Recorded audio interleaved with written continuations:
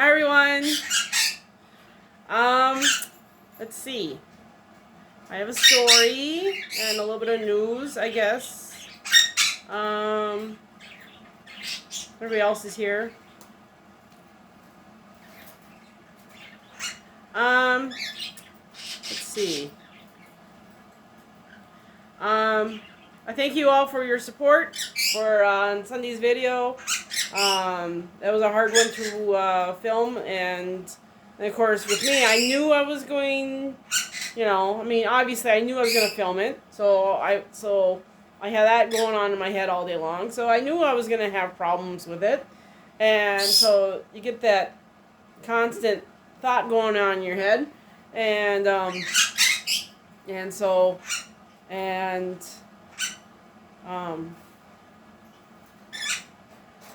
yeah.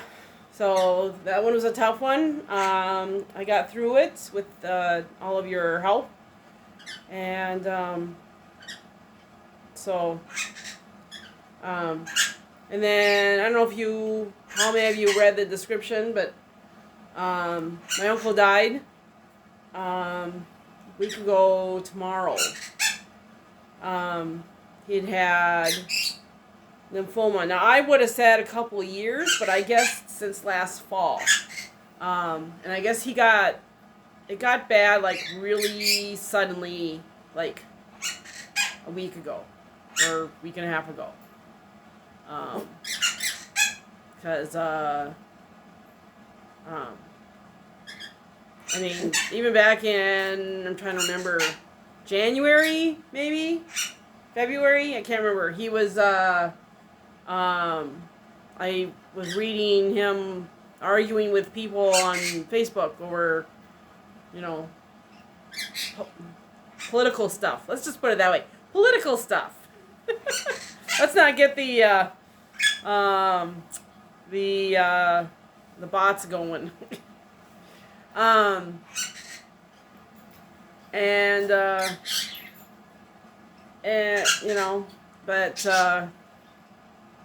Yeah. So, funeral is Saturday. So I don't know. I'm a little nervous about I guess he's being buried, so that means there will be a viewing.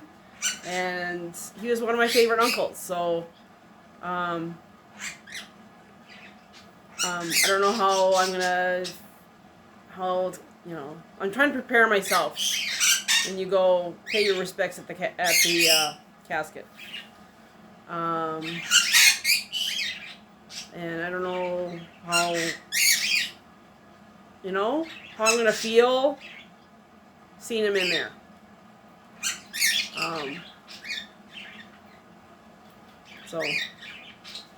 I have one. Okay, so this is actually, so you get a bonus story. I think the funniest story that I have about him, which I will, if I have the opportunity, Saturday, because there's supposed to be a gathering at my cousin's house afterwards. I'm gonna tell the story, but this is my favorite story. We went to their house for, I think it was Easter one year, and while we were all talking and whatever, he pulls the timer on the oven went off, and he opens it, and I'm standing there looking. I must have been young teenager, maybe, I'm thinking. So I'd say between 10 and 15. And then that's just a guess. So he pulls out of the oven what looked like, it looked like, it was basically chocolate covered chow mein noodles, or I call them Chinese noodles. But they're supposed to look like birds' nests. And so, but each one of them was sitting in this baked pool of something. So it looked kind of odd. And I'm like, what's that?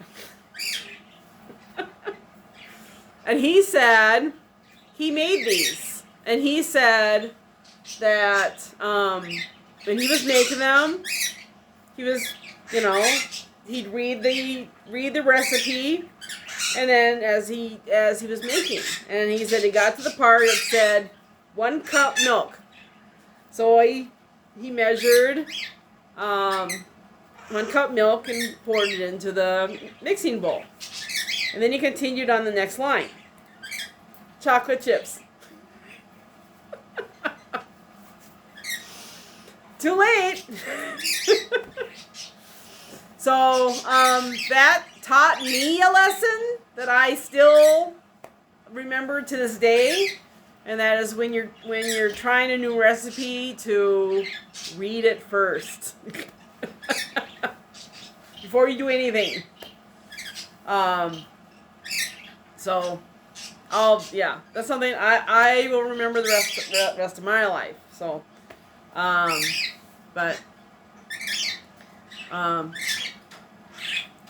so that's gonna be Saturday. Yeah. What is going on? What's going on? Yeah. Yeah, I'll have to see. Yeah.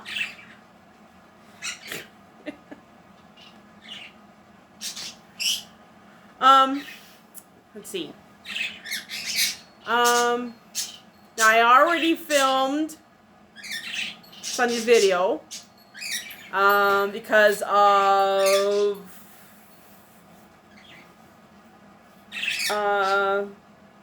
let's say circumstances and timing. Let's put it that way. One of which I can tell you, I'm being very secretive here. I don't want to give anything away.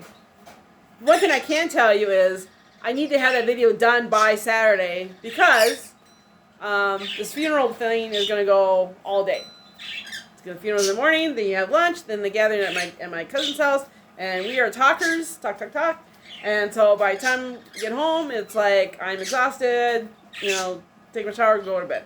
So that video has to be done, uploaded on private like I always do, scheduled and everything by Friday night. So I had to film it early, so it's already filmed. It's almost ready. It's awesome. I think so. But it's so awesome. I think I can say this. It is so awesome, in my opinion. Of course, some other people may not think so. But in my standards, that it took a day and a half to recover from it. Physically. I don't know if any of you know this. Hold on. What's going on? What's going on? You have a lot to say when I'm talking. Everybody's got a lot to say, apparently. Okay, so I don't know how many of you know this, but I have severe arthritis in my feet.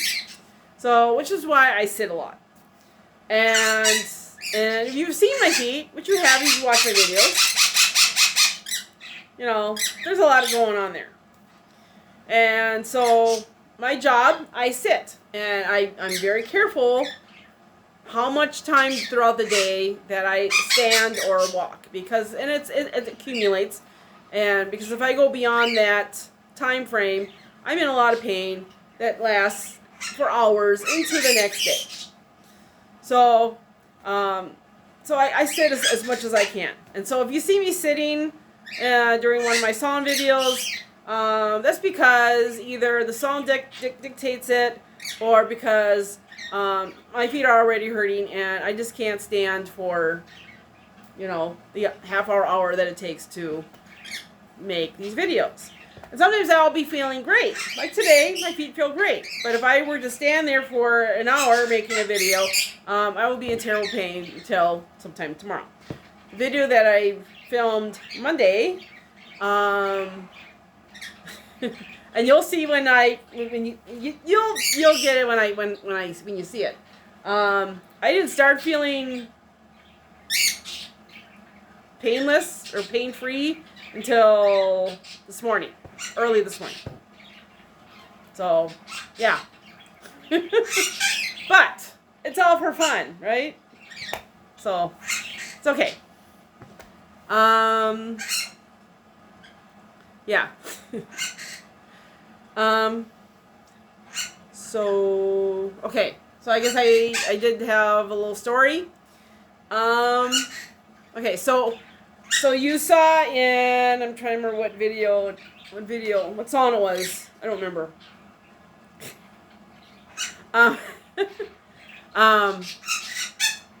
That I put up a picture of myself in front of my school bus. So yes, I drove school bus for 7 years for a neighboring town and or school district. And so the route that I had most of that time, it was a rural route. So the neighborhood was kind of off on its own on a gravel road. It was like one big giant circle. So I just kind of went around and whatever. And so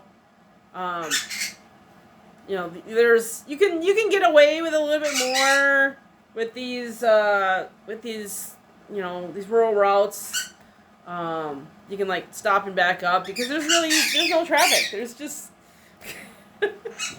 and of course driving bus, you see a lot of things, a lot of good things. I saw, although the two worst things that I ever saw driving bus, involved animals and was on that route. I will not talk about them unless you really want me to, or you ask me privately. But I will mention them. But saw a lot of good things. So that's what the story. So the school district that I drove for, they had a policy where, if at all possible, the routes were set up so that the kids were dropped off on the same side as their house, so that they didn't have to cross in front, because the majority of bus fatalities, student fatalities, happens off the bus. Usually when the kids are crossing in front, either because they're run over by their own school bus or by people who ignore the stop arm and they keep going, and then they hit kids. So,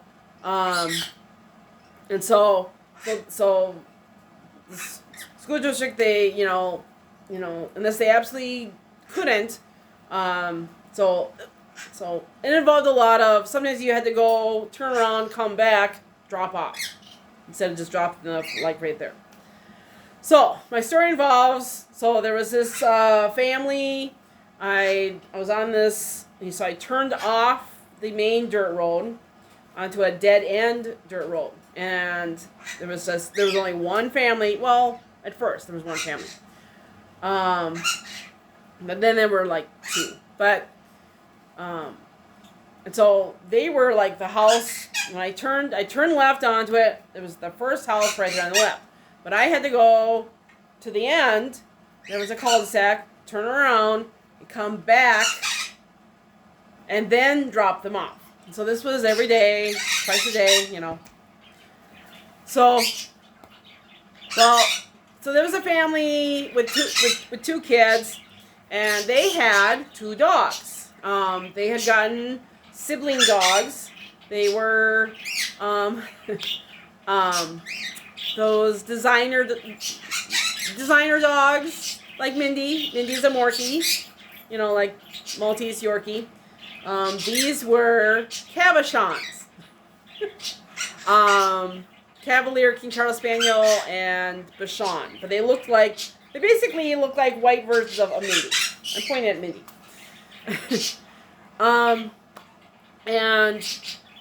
So little white fluffy dogs. And so one day I turned onto the road, and I'm driving down towards that cul-de-sac, and I look in my mirror, and I see one of the little white dogs running up the road behind me, running towards me. And I figured, okay, those dogs, you know, that they know me. They know that the kids get off the bus and somehow they got out of the house. And then I thought, so I'm driving, I'm thinking, I knew what was going to happen. I was like, if I go to turn around, that dog's going to end up under my tires. And then it will be, you know, yeah, wouldn't be good. So I made a quick decision. So I disengaged the stop arm, stopped the bus, because the kids aren't paying attention. There weren't that many kids on the bus. They were yak.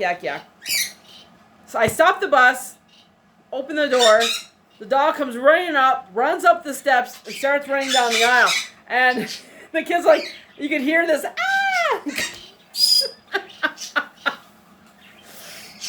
And then I just closed the door, turned the knob back on for the stop arm, and turned around, and then went back to the house. When I got to the house, there was the mom standing there. She goes, "I'm so sorry. I opened the door. I couldn't stop him," and I'm like, "It's okay." And so both kids and the dog got off the bus. And of course, there was one kid that complained, you know, it's like, yeah, there was a dog on this bus. Like, well, yeah, you know, some things you have to do things, you know, for the greater good. So, it's okay. So, complain to me. Don't complain to anybody else. Just complain to me. It's like, it's fine. It's fine. So, yeah. So, anyway, so I kind of have a free,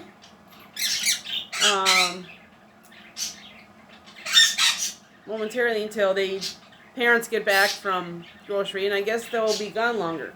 I know what I'm going to be doing, but anyway, 17 minutes, so time to end this. So, once again, thank you all for Sunday, and the song for this coming Sunday will be totally different. That's all I say. So thank you so much for watching,